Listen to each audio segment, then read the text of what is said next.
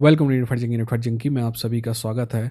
UFC 317 कुछ ही दिनों बाद आने वाला है। ये UFC 317 का प्रीव्यू वाला वीडियो है। एनालिसिस वाला वीडियो मेरे ख्याल से फ्राइडे या सैटरडे को सुबह आपको मिल जाएगा। बट UFC 317 मजाक मजाक में ही सही बहुत शानदार कार्ड बन गया है और मेन इवेंट के लिए तो हम सब वेट कर रहे हैं। वैसे अजीब सी बात है ना, मेन इवेंट में कई लोग कहते हैं कि एक फाइटर के जीतने का पक्का है, इतना पक्का है कि दूसरे फाइटर के जीतने के चांसेस 20% के आसपास बता रहे हैं सट्टेबाज। फिर भी लोग एक्साइटेड हैं इस फाइट को लेकर। अपने आप से सवाल पूछे आखिर क्यों? ऐसी कौन सी चीज है जो आपको एक तरफा फाइट में एक्साइटेड बनाती है? एनीवेज, उस फाइट के अलावा भी काफी सारी फाइट है, उनके बारे में बात करेंगे। काम करते हैं, प्रीलिम्स की जो सबसे इंपॉर्टेंट फाइट है उसके बारे में बात कर लेते हैं। वो है Jack Hermanson versus Gregory Rodriguez. ठीक है ना, हमको पता है कि जैक हरमानसन अभी अभी लगभग 1 साल और 6 महीने के, या फिर 1 साल और 4 महीने के गैप के बाद एक आके फाइट की, और एक्चुअली फाइट में काफी तरोताजा और शानदार नजर आ रहा है। देखिए, जैक हरमानसन जो है वो हमेशा से एक शानदार फाइटर रहा है। अच्छा नहीं, शानदार। बट जैक फर्मेंसन जब कभी किसी आदमी से टकराया है जो टॉप 5 में या टॉप 3 में हो, तो उसको हमेशा हार का सामना करना पड़ा। यानी कि उसकी स्किल्स अच्छी हैं, बहुत अच्छी हैं, बट चैंपियन बनने लायक नहीं है। ठीक है ना, तो पर फिर भी बहुत अच्छा फाइटर होने के कारण से कोई भी फाइटर जो टॉप 10 के बाहर से अंदर आता है ना, अगर वो बिल्कुल वर्ल्ड क्लास फाइटर ना हो रहा, तो वो जैक हरमनसन को नहीं हरा सकता। आप देखोगे जैक हरमनसन को हराने वाला आदमी आगे जाके चैंपियन बना है सीधे। ठीक है ना, तो नहीं, दूसरी तरफ रॉड्रिगेज है। रॉड्रिगेज में यूएफसी एक ऐसा फाइटर देख रही है जो उसको एक्साइटिंग फाइट दे और लगातार फाइट दे और क्योंकि रॉड्रिगेज थोड़ा सा ऐसी जगह पे है जहां पे उसके पास अभी 3-4 साल अच्छे बचे हुए हैं, तो यूएफसी उसको स्टार बनते हुए देखना चाहती है। और जो पिछली हार के बाद उसका हाल हुआ है वो क्या है कि सबकी नजर में थोड़ा बहुत गिर गया है, तो उसको वापस से कैसे उठाया जाए, उसको एक ऐसी फाइट दी जाए जिसमें उसके जीतने के चांसेस ज्यादा हैं। मुझे पता है कि यूएफसी को लगता है कि रॉड्रिगेज जीतेगा इस फाइट में, बट दोस्त जैक हरमनसन ना पहले भी कई लोगों के प्लान बिगाड़, तो देखते हैं क्या होता है इस फाइट में। नेक्स्ट फाइट है टैलबोट वर्सेस लीमा वाली फाइट। मैं इस फाइट में इंटरेस्टेड हुई नहीं। ठीक है ना, आगे बढ़ते हैं। नेक्स्ट फाइट है बेनिल दरवेश वर्सेस हनातो माइकानो की फाइट।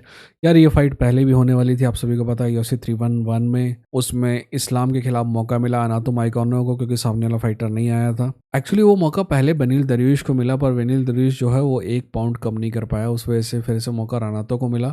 और हनातो माइकानो ने वो मौका मिल तो गया, उसको पैसा भी अच्छा खासा मिला उसके फाइट के लिए, पर कुछ ऐसा कर नहीं पाया कि वो इम्प्रेस करे। देखिए, हम में से कोई भी उम्मीद नहीं कर रहा था कि हनातो माइकानो इस्लाम माखाचेव को हरा देगा, बट अगर वो 1-2 राउंड कुछ अच्छी परफॉर्मेंस दिखाता ना, तो वो हार के भी जीतने वाला काम कर सकता। बट खैर ऐसा नहीं हुआ, इसके लिए पर ब्लेम भी नहीं कर सकते हम हनातो माइकानो को। खैर देखिए, इन दोनों आदमियों की, चाहे वो बेनिल दरवेश हो चाहे वो हनातो माइकानो हो, हम दोनों इन दोनों के बारे में एक बात कह सकते हैं कि इन दोनों में से कोई भी चैंपियन बनने नहीं जा रहा है आप। ठीक है, पर इंटरेस्टिंग बात यह है कि दोनों के दोनों एक्साइटिंग फाइटर हैं। और देखिए, बेनिल के साथ ना एक प्रॉब्लम है कि बेनिल जो है कभी कभी ना स्टूपिड डिसीजन लेता है। Right, play stupid game and win stupid prize. कभी कभी बेनिल दरवेश जो है ब्रॉलिंग स्टाइल में आ जाता है और सामने वाली की टर्म्स में फाइट करने लगता है, और that can be very dangerous. वो ऐसा हनातो के खिलाफ नहीं कर सकता, क्योंकि हनातो जो है ना एक रिसर्जिंग फाइटर है। रिसर्जिंग फाइटर आप समझते हैं, एक फाइटर जो अपनी जिंदगी बिल्कुल डाउन ट्रॉडन तरीके से बिता रहा था, 2-3 जीत, फिर 1-2 हार, फिर 3-4 जीत, फिर 1-2 हार, इस टाइप से। पर फिर वो नेक्स्ट लेवल पे जाता है, अपना वेट क्लास चेंज करता है और फिर उसको लगातार जीत मिलती है। एक एग्जांपल इसका चार्ल्स ओलिवेरा भी है। तो ये जो सर्जिंग फाइटर्स होते हैं ना, ये बहुत ज्यादा खतरनाक होते हैं। इनके सामने बेनिल दरवेश जो है ना वैसी गलती जो करता है वो नहीं कर सकता, क्योंकि इसने सेम गलती चार्ल्स ओलिवेरा के खिलाफ की। चार्ल्स ओलिवेरा को ये गलती को भांपने में और उसका फायदा उठाने में ज्यादा से ज्यादा 15 सेकंड लगे। हनातो ऐसा तो नहीं है कि वो नॉकआउट कर देगा, बट हनातो को आप मौका नहीं दे सकते। इंटरेस्टिंग बात यह है कि मैं एक्चुअली ना ये फाइट देखने के लिए एक्साइटेड हूँ थोड़ा, क्योंकि मैं ग्राउंड में इन दोनों को देखना चाहता हूँ। दोस्त, ग्राउंड में आपका बेनिल दरवेश जो है ना काफी फंकी है बोले तो बहुत इंटरेस्टिंग है। और हनातो माइकानो के बारे में क्या कहें, ग्राउंड में वो भी बहुत शानदार है। So I am little bit excited about this fight. देखिए, ये फाइट बेनिल जीते या हनातो जीते, दोनों में से कोई भी प्रोग्रेस नहीं कर रहा है ऊपर। दोनों में से किसी को भी सपने नहीं देखना चाहिए चैंपियनशिप के। हाँ, बेनिल अगर ये जीतता है और इसके बाद 2 और जीतता है, और अगर चार्ल्स जीतता है उधर, तो उसको चांस मिल सकता है। ठीक है ना, अदरवाइज दिक्कत है। वहीं दूसरी तरफ मेरे को लगता है हनातो की जो सही असली फाइट है ना, हनातो की फाइट जो है, हनातो ये बात को समझ गया कि वो चैंपियन नहीं बनेगा, इसीलिए वो स्टार बनना चाहता, और स्टार वो काफी हद तक बन चुका है अपनी बकर की वजह से। तो हनातो की मेन लड़ाई जो है ना वो एक्चुअली फाइट के बाद जब माइक पे आता है ना तब की है। वो अपने आप में इंटरेस्टेड करना चाहता है लोगों को और अपने पॉडकास्ट में दुनिया भर की चीज़ों में बुलाना चाहता है। मेरा मानना है कि हनातो माइकानो एक बहुत ही कैरिज्मेटिक आदमी है, बट उसके इकोनॉमिक आइडिया जो है ना वो प्योरली स्टूपिड है। ठीक है ना, वैसे ही होता है जैसे आप इकोनॉमिक की पहली किताब पढ़ते हो ना, तो आपको लगता है कि आपको दुनिया भर का नॉलेज आ गया है, पर ऐसा नहीं होता है। पेयर स्टडी करना पड़ता है, उसके खिलाफ जो थ्योरी है उसको भी पढ़ना पड़ता है। इसने 3 ठो ऑस्ट्रियन इकोनॉमिक्स की बातें सुन लिया है और तब से वो पागल है। तो देखते हैं, क्या मैं भटक गया कहीं और, चलते हैं अगली फाइट की तरफ। अगली फाइट जो है वो ब्रेंडन रॉयवॉल वर्सेस जोशुआ वैन की है यार। जोशुआ वैन भी अपने आप में एक सर्जिंग फाइटर है, और ब्रेंडन रॉयवॉल मेरे हिसाब से अगर वेट करता ना तो उसको टाइटल शॉट मिलना पक्का था, पर उसका कहना है कि मैं बिजी रहना चाहता था इसलिए मैंने ये फाइट एक्सेप्ट कर ली। तो बी ऑनेस्ट मेरे को ऐसा नहीं लगता कि वो बिजी रहना चाहता था इस वजह से उसने फाइट एक्सेप्ट की। मेरे को ये लगता है कि उसको पैसे की जरूरत थी इसलिए उसने फाइट एक्सेप्ट की, क्योंकि अगर वो ये फाइट नहीं करता तो अगली फाइट उसको अभी के 6 महीने बाद मिलती, और ऑलरेडी 4 महीने से उसने फाइट नहीं की है। तो अगर एक फाइट में आपको $100,000 के आसपास मिलता है तो आप 10 महीने नहीं वेट कर सकते हो बाकी काम के लिए, है ना। तो मैं समझ सकता हूँ कि उसने ये फाइट क्यों ली, बट ये दोस्त ये फाइट बहुत डेंजरस हो सकती है। देखिए, मैं ये नहीं कहता कि जोशुआ वैन हरा देगा उसको, बट चांसेस तो हैं, और अगर हराता है तो वो ना सिर्फ उसका टाइटल शॉट ले जाएगा बल्कि वो ब्रेंडन रॉयवॉल को बिल्कुल लाइन के पीछे कर देगा, है ना, और फिर से उसको जगह बनानी पड़ेगी। और आपको ये समझना पड़ेगा कि जैसे जैसे उम्र ज्यादा होती जाती है ना, 125 डिवीजन आपके लिए पागल कर देने वाला डिवीजन बन जाता है, क्योंकि वेट कट इतना सीवियर होता है। ये ब्रेंडन रॉयवॉल और जोशुआ वैन आपको दिख रहे हैं ना, राइट, इनका असली साइज इससे लगभग 20% ज्यादा है। बट क्या होता है कि जब उम्र के आप 20 से 30 के बीच में होते हैं तो ये चीजें आसान होती है। 30 से 35 में भी आप जैसे तैसे कर लेते हैं, 35 के बाद ये चीजें बहुत ज्यादा मुश्किल होने लगती है। ठीक है, तो देखते हैं क्या होता है इस फाइट में। नेक्स्ट फाइट के बारे में बात कर लेते हैं। नेक्स्ट फाइट है काय कारा फ्रांस वर्सेस अलेक्जेंडर पेंटोजा।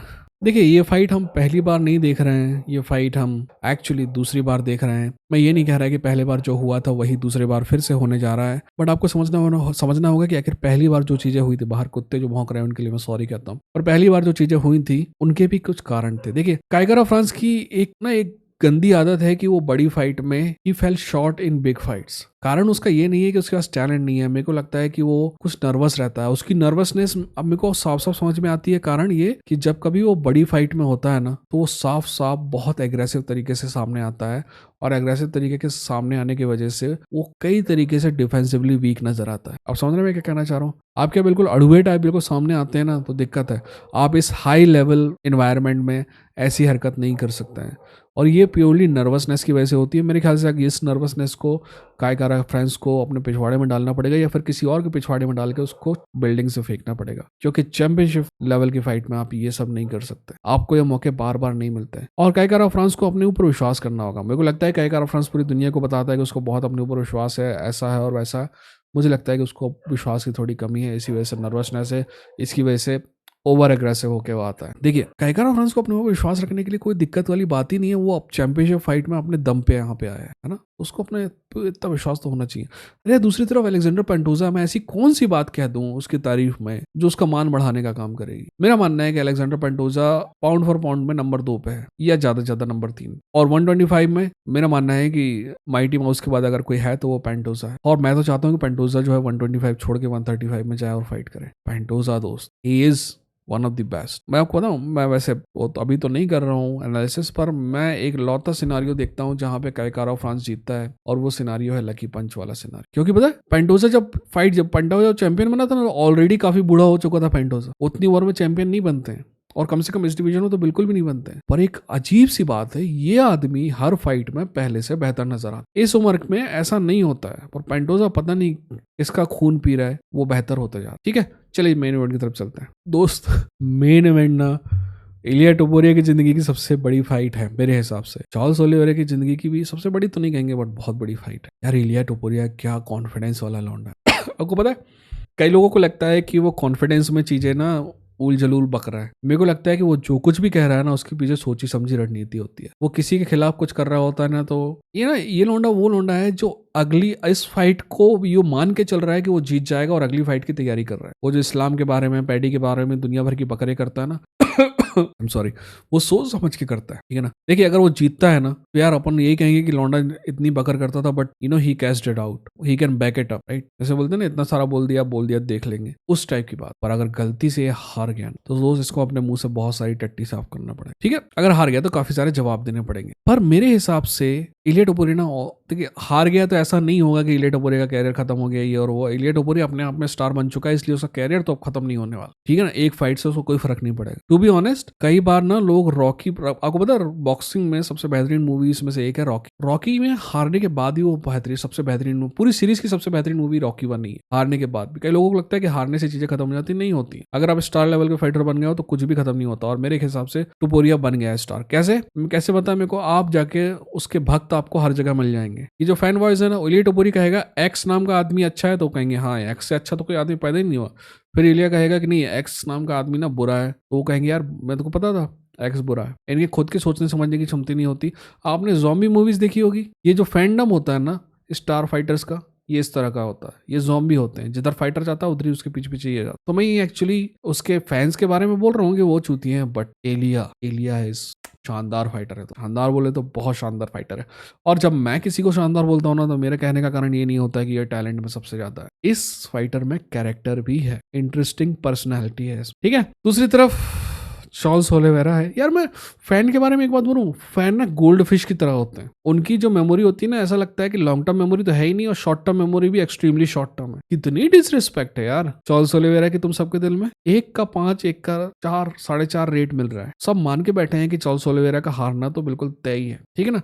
ये कोई पहली बार नहीं है जब लोग प्रेडिक्ट कर रहे हैं कि चार्ल्स ओलिवेरा हारेगा। ये पहली बार नहीं है जब लोग प्रेडिक्ट कर रहे हैं कि चार्ल्स ओलिवेरा मारा जाएगा इस फाइट में। पहली बार नहीं है कि चार्ल्स ओलिवेरा को अभी से हारा माना जाएगा। यार वो पहले भी लोगों को गलत साबित कर चुका है, और अगर एक बार फिर से गलत साबित करता है ना, तो मुझे किसी बात का आश्चर्य नहीं होगा। पर एक आदमी है, मतलब एक चीज है, एक और प्लेयर है जो इस फाइट में सबसे इंपॉर्टेंट है, वो है यूएफसी। यार यूएफसी के लिए फाइट बहुत इंपॉर्टेंट। यूएफसी अपने पूरे कैरियर के उस दौर में, मैं आपको बता दूं, जब यूएफसी खरीदी थी ना जूफा ने, तब आज की यूएफसी से ज्यादा स्टार थे। अब जाओ उस समय का रोस्टर चेक करो, है ना। जब यूएफसी बिल्कुल अपने पीक पे आई थी ना, जब रोंडा राउसी, कॉनर मैकग्रेगर दोनों जिंदा थे, मतलब दोनों फाइट कर रहे थे, तब तो आप मान के चलो आज से 5 गुना ज्यादा स्टार थे। आज बहुत कम स्टार हैं दोस्त, एक एक करके सारे स्टार रिटायर होते गए। और दूसरी तरफ यूएफसी ने WWE वाली नीति अपनाई, जहां पे सबसे बड़ा स्टार क्या होता है, वो यूएफसी होता है। तो यूएफसी के नाम पे बहुत बड़ी जनता तो आती है, बट ऐसा अनबिलीवेबल पेपर व्यू बाय नहीं होता है, इसलिए यूएफसी को स्टार की जरूरत है। एक और स्टार अभी अभी गया, जॉन जोन्स, वैसे आएगा वो वापस, मेरे को लगता है। खैर उस बारे में अलग से बात करेंगे। बट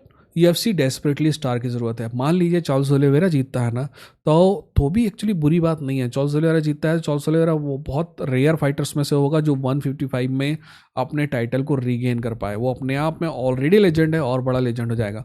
और तो और हमको ये बात करना स्टार्ट करना पड़ेगा कि शायद Charles Oliveira is one of the best in 155, right. कम से कम बीजे पैन के लेवल का तो वो हो ही जाएगा, है ना। तो चार्ल्स ओलिवेरा की ऑलरेडी फैन फॉलोइंग है, और तो और चार्ल्स ओलिवेरा की fan following non Portuguese speaking audience में भी है, राइट। इंडिया में भी मैंने काफी सारे फैन देखे हैं चार्ल्स ओलिवेरा। तो ये तो है, बट एक बात जो दिक्कत करती है चार्ल्स ओलिवेरा को, और जो यूएफसी को दिक्कत करती है, वो ये है कि चार्ल्स ओलिवेरा अपनी उम्र के उस पड़ाव में है जहां वो ज्यादा दिन तक इस लेवल पे परफॉर्म नहीं कर सकता। वो तो ऑलरेडी काफी उम्र हो चुकी है, इसलिए अगर वो स्टार बनता भी है तो ज्यादा दिन तक रह नहीं सकेगा। बट अगर एलिया जीतता है तो एलिया रातों रात यूएफसी के अगले 3 साल का सबसे बड़ा स्टार बन जाएगा, सबसे बड़ा। और यूएफसी ना ऐसा लगेगा कि वो खुशी के मारे गिरने लगेंगे यूएफसी वाले। टू बी ऑनेस्ट, एलिया का स्टार पोटेंशियल यूएफसी में किसी भी फाइटर के स्टार पोटेंशियल से ज्यादा है। एलिया सबसे पहली बात तो स्किल वाइज बहुत शानदार है। दूसरी बात उसका फाइटिंग स्टाइल इंटरेस्टिंग है, एक्साइटिंग है। तीसरी बात उसको दुनिया भर की लैंग्वेजेस आती हैं। यार यार मेरे को दुनिया की 2 लैंग्वेज मेरे को सही से नहीं आती, 2 और 1 लैंग्वेज जो है फ्रेंच थोड़ी बहुत आती है। एलिया को 4 लैंग्वेज आती, वो यानी कि 4 लैंग्वेज में लोगों को चूतिया बना सकता है, ठीक। एलिया का पोटेंशियल अनलिमिटेड। बट जैसा कि मैंने कहा कि पहली बार नहीं है कि लोगों को चार्ल्स ओलिवेरा ने गलत साबित किया है। क्या इस बार साबित कर पाएगा, ये अपन एनालिसिस के समय देखेंगे, ठीक है। तब तक अपना ख्याल रखिए, अपनों का ख्याल रखिए। ये थे इनफाइट जंकी, लड़ेंगे जीतेंगे, ठीक है।